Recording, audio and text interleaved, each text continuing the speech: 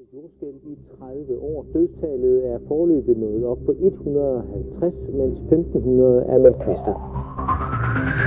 Internationale forskere har fundet spor af sprængstoffer i ruinerne af World Trade Center. I en ny videnskabelig artikel får det forskerne til at konkludere, at det formentlig ikke var sammenstødende med de to kaprede fly, der i 2001 fik World Trade-tårnene til at kollapse.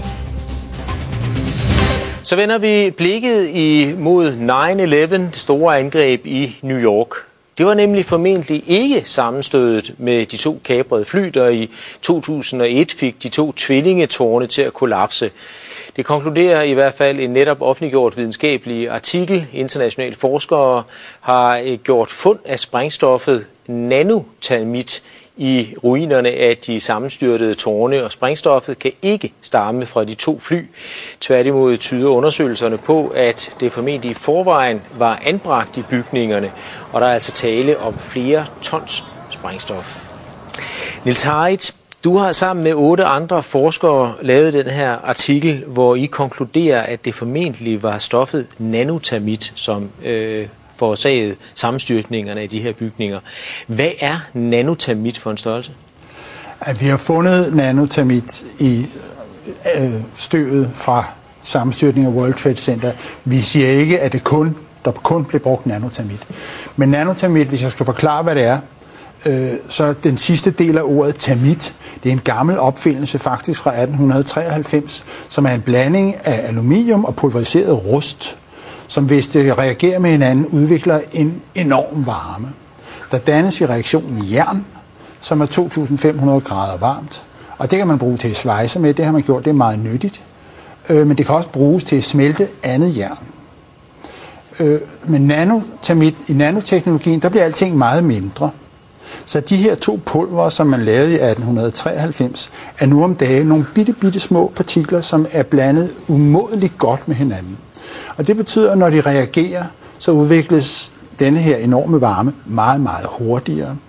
Og samtidig kan man tilsætte andre stoffer, således at nanotermitter både kan virke som noget, der giver en masse varme, men det kan også virke som et meget effektivt sprængstof. Faktisk er der mere energi i nanotermitter, end der er i almindelige sprængstoffer og dynamit. Og man kan også bruge det som raketsprængstof, så det kan bruges til det hele. Jeg var inde og google på nanotermit, og der er faktisk ikke skrevet så forfærdeligt meget om det. Er det et bredt anerkendt videnskabeligt stof, som man opererer med, eller er det så nyt, at det er næsten ukendt for mange andre fagfolk? Altså, det er en samlet betegnelse for en masse materialer, energetiske materialer, der har energi. Og hvis der ikke er så mange, der kender det, så skyldes det måske, at civile forskere, som jeg, ikke beskæftiger sig normalt med sprængstoffer til hverdag. Og med hensyn til mine kolleger inden for det militære forskningsapparat, så må du hellere spørge dem, fordi jeg ved jo ikke, hvor meget de er på forkant med nanoteknologi. Men altså, I har fundet det her stof i World Trade Center, og hvorfor mener I, at det har fået bygningerne til at kollapse? Ja, det er jo sprængstof, og hvorfor skulle det ellers være der? Men det er varmeudviklingen, I mener, der simpelthen har smeltet stålkonstruktionerne, som jo ellers skulle kunne holde bygningerne oppe, at det er i virkeligheden det, der har fået bygningerne til at kollapse som korthus? Ja, hvis jeg skal svare på det helt præcist, så ved vi det ikke endnu. Fordi det materiale, vi har fundet, har mulighed for både at fungere som sprængstof, som altså direkte slår tingene over, og det har mulighed for at smelte stålet. Sandsynligvis er der brugt begge slags. Altså det er min egen opfattelse af det, at der er en lang periode inden tårnene styrter sammen, hvor det for eksempel vælter med smeltet metal ud af det sydlige tårn flere minutter inden. Og det er et tegn på, at der er en proces inden selve sammenstyrtning, hvor man har svækket hele strukturen. Og så kommer der mere konventionelle, regulære sprængstoffer ind til de der. Selve sammenstyrtningssekvensen skal være enormt godt synkroniseret. Altså det er jo en hel række sprængninger, som man kan se hele vejen ned, når tårnene styrter sammen. Hvor store mængder taler man om? Hvor meget skal der til? Det er meget, fordi der var 3 skyskraber. Skal vi lige få det ind? Der var 3 skyskraber, men der var 2 flyvemaskiner. Og vi har jo selvfølgelig en nogenlunde fornemmelse af, hvor meget støv, der er blevet dannet. Og det kan man se på alle mulige billeder. Der er enorme støvmængder, som der kom. Alt blev pulveriseret, undtagen selve jernskelettet. Og vi ved nogenlunde, hvor meget rester vi har fundet af ureageret termit. Det er the loaded gun, det her. Det er ikke det, der er blevet brugt. Det er det, der af en eller anden grund ikke har reageret. Og så, vi snakker om tons, vi snakker om over 10 tons, måske 100 tons. 10 tons, 100 tons i 3 bygninger? Ja. Og vi taler altså ikke om materiale, som normalt indgår i bygninger af skyskrabere? Nej. Det er super avanceret materiale, det her. Men hvordan placerer man sådan noget i skyskrabere på alle etagerne? Altså hvordan man får det ind? Ja. På paller. Ja, det vil jeg da. Altså, hvis jeg skulle transportere de mængder, ville jeg da køre det ind på paller. Lad os tage sådan en lastbil, og så køre det ind på paller. Hvorfor har man ikke opdaget det noget før?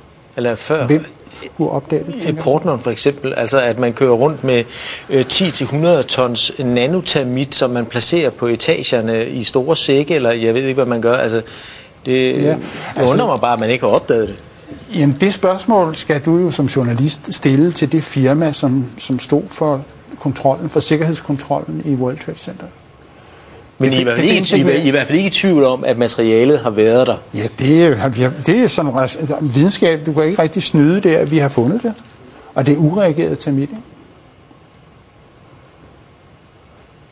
Hvilken modtagelse har jeres artikel fået rundt omkring i verden? Altså det er jo helt ny viden for mig også. Ja. Nu udkom den altså i fredags, så det kan vi ikke rigtig sige endnu. Men der er ikke så stor nyhedsværdi i det her, som du måske tror.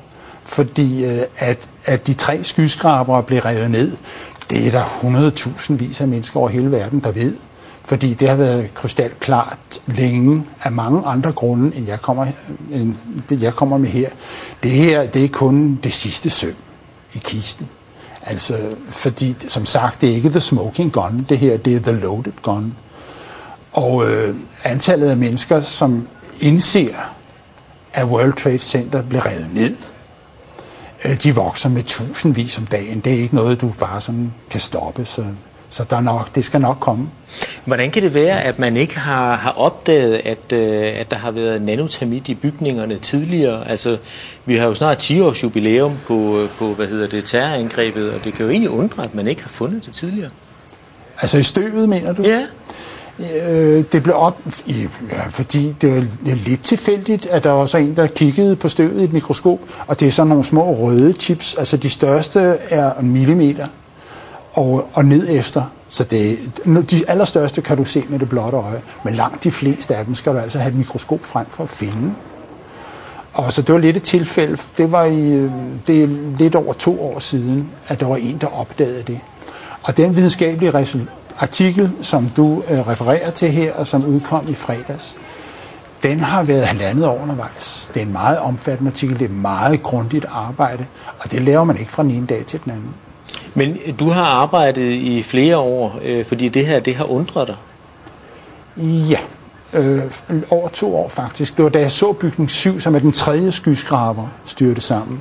Da jeg så den første gang, fordi den styrtede ned 7 timer efter tårnene, og der var altså kun 2 flyvemaskiner. Så når man ser sådan en bygning på 47 etager, 186 meter høj, styrte sammen på 6,5 sekunder, og man er naturvidenskabsmand, så tænker man, what? Og så skal man lige se det igen, og så skulle jeg se det igen, og så trykkede jeg på knappen 10 gange, og munden røg længere og længere ned, fordi for det første havde jeg aldrig hørt om den bygning før, for det andet var der ikke nogen synlig grund til, at den skulle styre sammen på den måde. Den styrter fuldstændig sammen, så der siger den sådan på 6,5 sekunder. Og siden den dag har jeg ikke haft fri. Altså, lige siden 9/11, der har der jo været spekulationer fremme og konspirationsteorier. Og hvad vil du sige til de seere, som nu sidder og hører om jeres undersøgelse for første gang, og hører om jeres videnskabelige arbejde og siger, ja, vi har hørt det før, måske i anden indpakning. Folk har god fantasi, der er masser af konspirationsteorier. Hvad vil du sige til dem, for at overbevise dem om, at det her, det er altså noget andet? For mig er der kun én konspirationsteori, som er værd at snakke om her. Og det er den med de 19 flykapere. Og der synes jeg, at de mennesker, som der så sidder, som kigger på det her, skal spørge sig selv, om hvilke beviser har vi egentlig set på den konspirationsteori, den officielle konspirationsteori. Har vi set nogle beviser? Hvis der er nogen, der har set dem, så vil jeg gerne høre om dem. Der er ikke nogen, der er anklaget. Der er ikke nogen, der er efterlyst. Så det eneste konsekvens af det her, mener jeg, må være et krav om at få en ordentlig politimæssig efterforskning af terrorangrebet 9/11, fordi det er ikke sket. Den venter vi på, og vi håber, at vores resultater vil indgå som tekniske beviser, når den dag kommer. Niels Heide, spændende. Tak fordi du kom. Selv tak.